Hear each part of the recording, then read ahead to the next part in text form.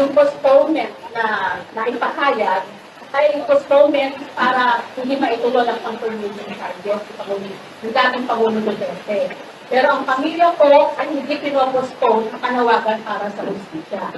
Inulit ko po, ang panawagan po sa hustisya ay hindi na-postpone. Ito ang iginiit ng mga pamilya ng mga biktima ng extrajudicial killings sa pagpapaliban ng confirmation of charges laban kay dating Pangulong Rodrigo Duterte sa International Criminal Court sa September 23. Dismayado sila dahil ready naman silang mapakinggan at mapanood ang hearing laban kay Duterte. 9 na taon na raw sila naghihintay pero sa isang iglap, biglang mapopostpone dahil hindi pa fit si Duterte para sa trial. Gayunman, hindi raw sila patitinag. Nakahanda sila at anumang oras, inaasahan nila na mababago ang desisyon ng ICC.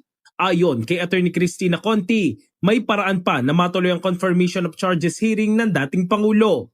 Ito ay dahil sa hindi raw kailangan ng attendance si dating Pangulong Duterte sa September 23.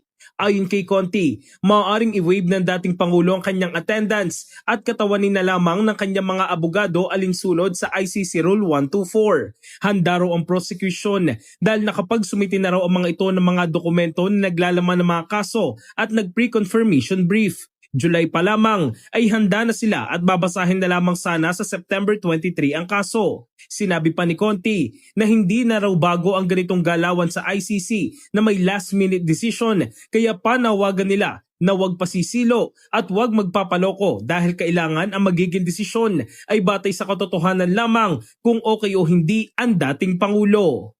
In the heart of changing lives, ako si Brigada Jico Custodio ng 105.1 Brigada News of Manila, the Music News Authority.